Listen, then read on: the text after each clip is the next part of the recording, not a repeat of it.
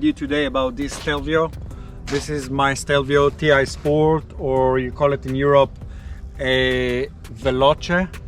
It's the 2-liter turbocharged, have 280 horsepower from the factory.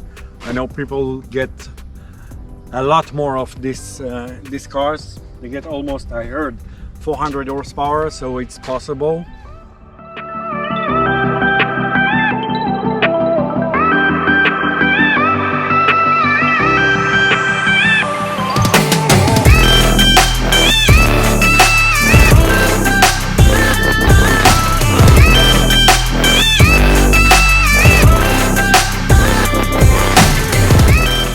Wheel, the same as the Giulia, is phenomenal.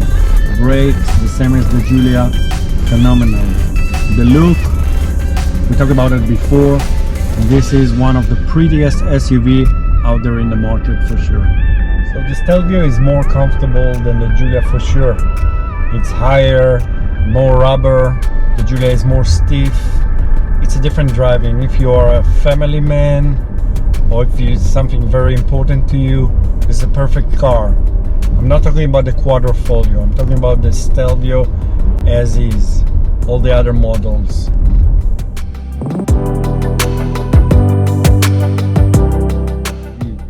You don't feel you drive an SUV. It's like a very sporty car, and it sits on the road, it's high, but you don't feel it when you drive or when you're even in the car. And the shifter are a big factor here.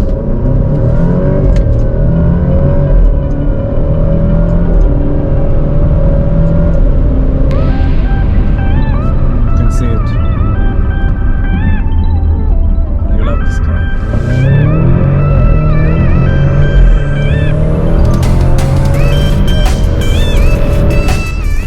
Sometimes you don't feel like you're driving an SUV.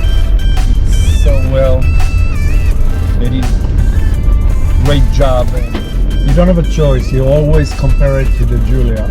This is when you drive both of them daily, you always compare it. The Giulia is more slick, more sporty, more passionate to drive.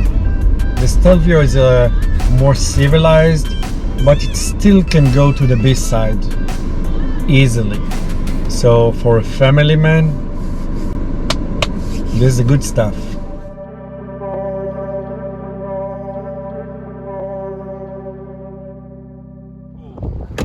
One, to pull the second, lay the chairs down and lift this one out. That's all.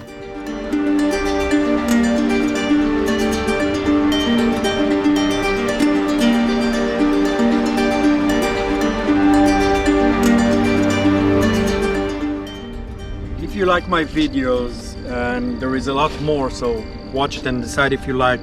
I'm asking you to subscribe. It will help me a lot with this channel and support it a lot, and I can do much more. I plan something big for the near future, and I need your support. So please don't forget to subscribe. The AC in this car is great. You know, it works so well. Here in Texas, it's really important.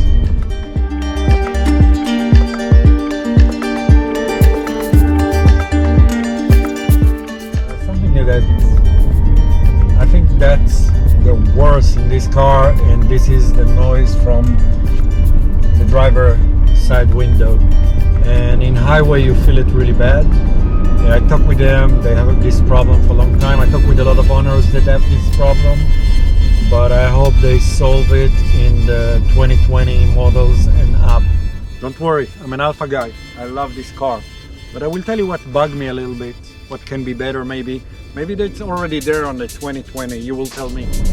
Everybody compare it to the competition all the time, to the Audi, to the Mercedes, to the BMWs. That's the main competition, especially here in the US. But I think if you like cars, once you drive it, you make the decision easily. This is not just a beautiful car, drive as she looks. like I said about the Giulia all the time. She drives the way she looks, and she looks good.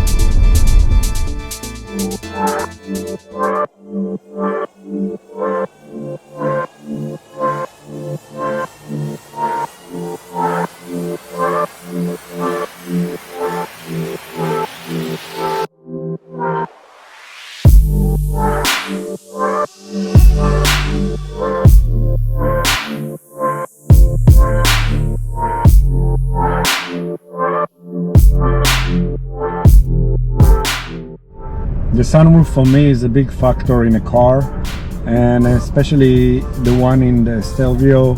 It's going all over the roof and it's very unique, and I like it a lot because it gives you a different view, and like it's an open space, all this car.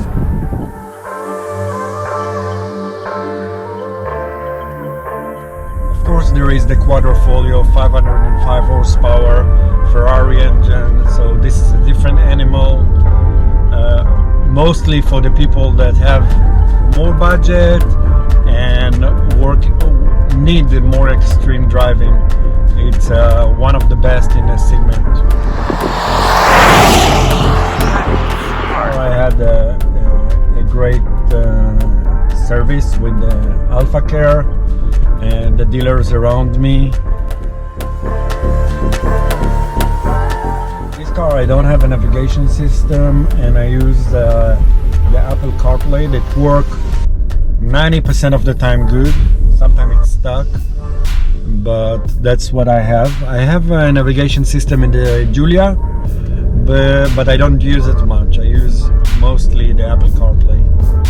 So I took this beautiful spring day to show you how is it to have the Stelvio. I have it a little more than a year, and it's a beautiful car, multifunction, and I enjoy it very much.